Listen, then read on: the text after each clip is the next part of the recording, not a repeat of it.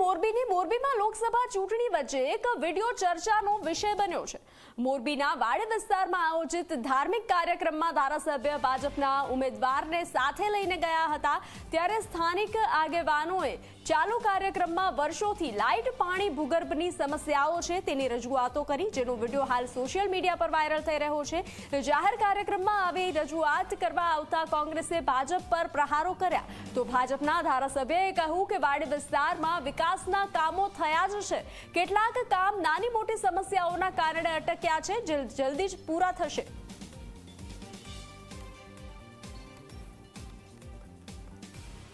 30 વર્ષથી આ ભારતીય જનતા પાર્ટીનું શાસન હોય અને તેમ છતાંય સત્વરા સમાજને ઊભા થઈને તમને કહેવું પડે કે અમે પ્રાથમિક સુવિધાથી પણ વંચિત છે, તો ડૂબી મરવું જોઈએ।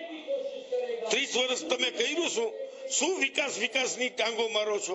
વિકાસ તમારે જોવો હોય તો જાઓ સત્વરા સમાજની વાડીઓમાં, જેના તમે કાયમને માટે મત લીધા છે, 100% મત લીધા છે, સત્વરા સમાજના ખાલી વચનો આપ્યા છે। ચૂંટણી આવે ત્યારે સત્વરા સમાજની પણ એવું છે કે અમે રજૂઆત કરી દીધી, ઊભા થઈને વાત કરી દઈએ, એટલે તેની થઈ ગઈ। ચાલુ કાર્યક્રમ હતો નહીં, જમતા હતા, હવન પૂરો થઈ ગયો હતો અને અમે અમારા એમના આમંત્રણ હિસાબે ગયા હતા અને અમારા જ કાર્યકર્તા હતા। એમને જે વાડી વિસ્તારમાં પાઇપના લાઈન નાખવા હોય, ગટરના કામ નાખવા હોય તો ખેતરમાં વાંધો પડે।